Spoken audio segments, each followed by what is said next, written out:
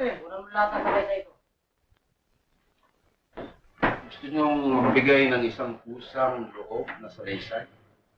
Opo. Sige. Bigay ka. Bigay ka. Bigay ka.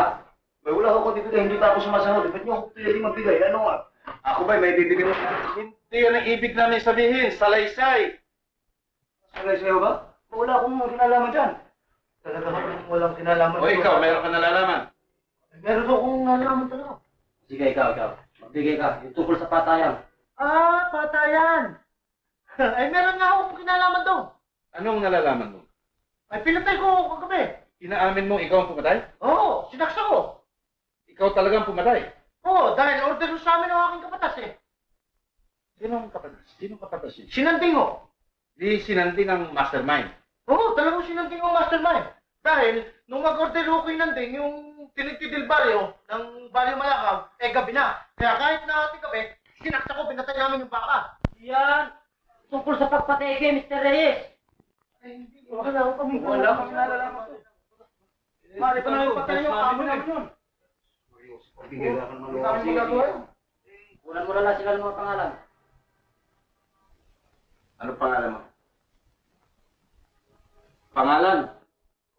Ikaw? Pablito. Pablito, ano apelido? Pungay.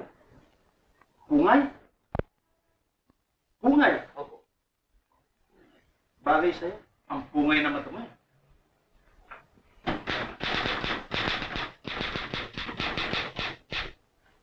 Ikaw?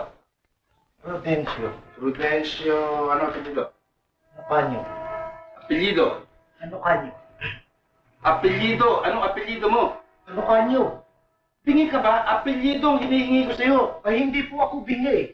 Ano kanyo ang apelido ko?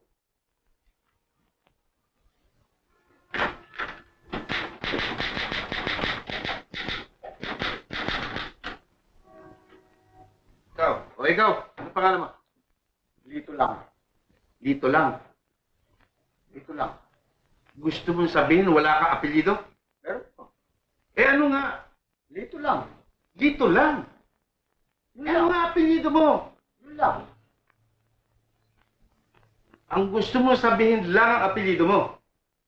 Nadali mo, tata. Hindi nyo na itatanong, tate. Hindi lahi kaming aliman. Ngayon, gusto ko yung pangalan yan maging katutubong atin. Maaari bang palitan? Maaari kung pupunta ka sa Husgado. Maaari. Ang gusto ko, ay wag namang masyadong malayo sa lang at maging Tagalog. Meron ka